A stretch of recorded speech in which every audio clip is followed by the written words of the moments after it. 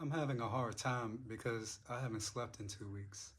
I've chosen to stop driving because I don't think it's safe. My strength is being pushed past its max and I'm tired. Encouragement is different when you live with a chronic issue, and very few in my lifetime have been able to understand me in a way that helps me as I deal with times like these.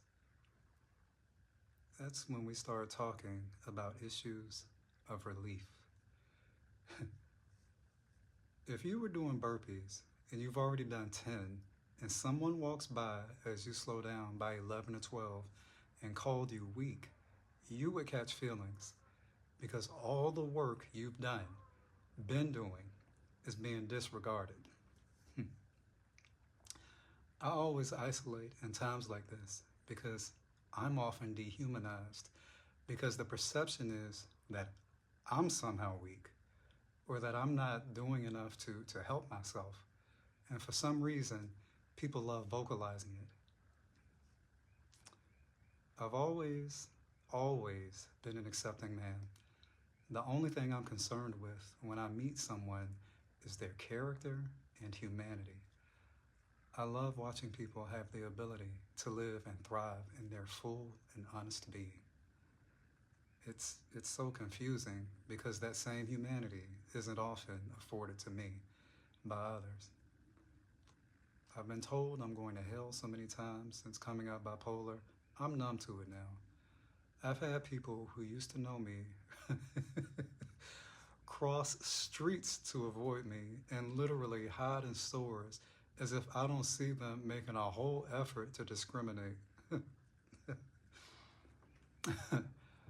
I've seen a lot of people who look like me commit suicide lately, including wide receiver Rondale Moore, Rondale Moore, excuse me, who died by gunshot. I looked at implements, including guns, the same way in my lifetime and somehow made it make sense, but for some reason, I just happen to still be here. I used the word discrimination earlier because that same discrimination and dehumanization is the battle people like me face daily, from everybody. By the time you tell a grown person dealing with a medical issue you have not lived with, you just need to, whatever you're trying to tell them to do, you've dehumanized them and isolated them. They won't tell you the truth because we all learn just to absorb it and add it to the list of things we have to process. You reduce what we're going through without knowing all the Herculean work that we've already done.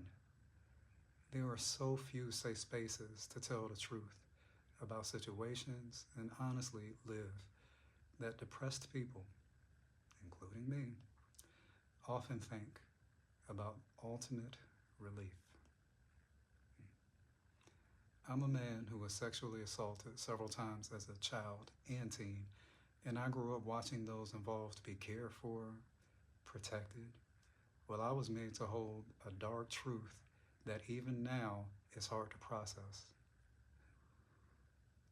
Actually, I've been ridiculed for being honest more and told I'm going to hell more than the people who abused me, and that's an interesting nugget to process. It really is. 97% of friends and loved ones end up reducing my experience.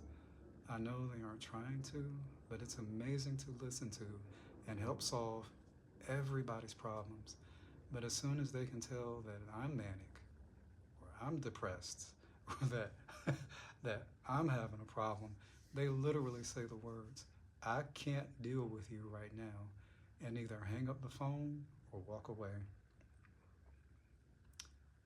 How many times have I been in crisis and heard those words?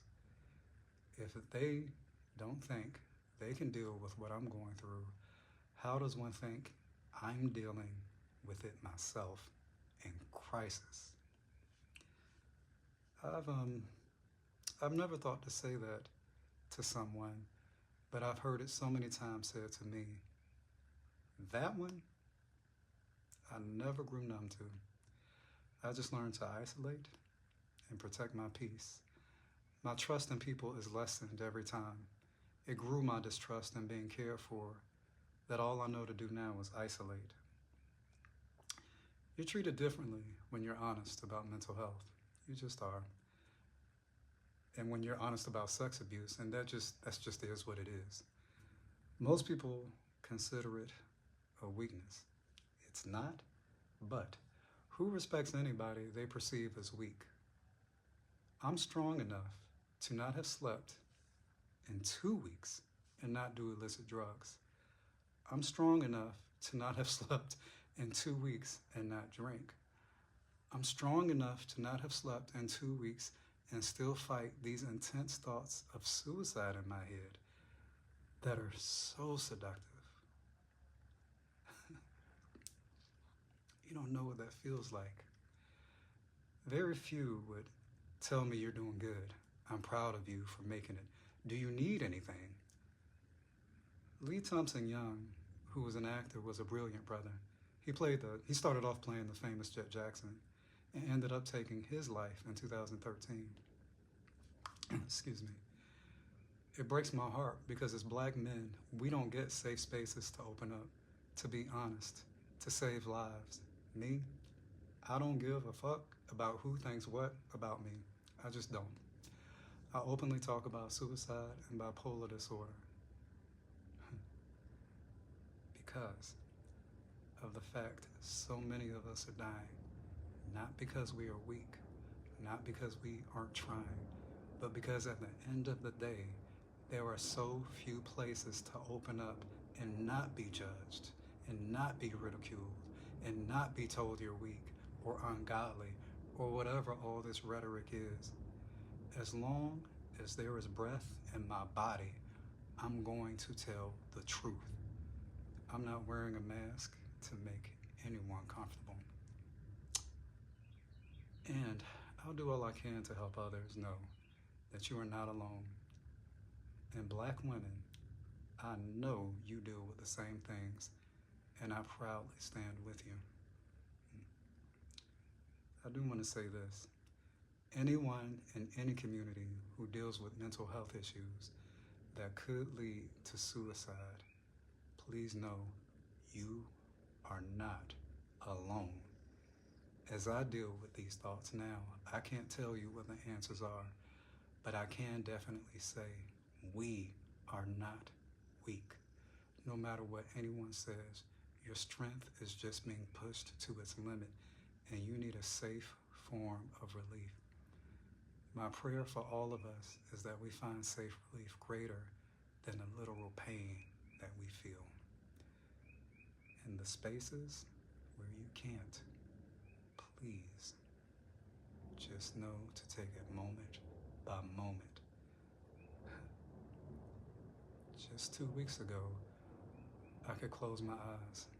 Hopefully soon, I'll be able to sleep again. In the meantime, I just know to isolate and keep myself safe.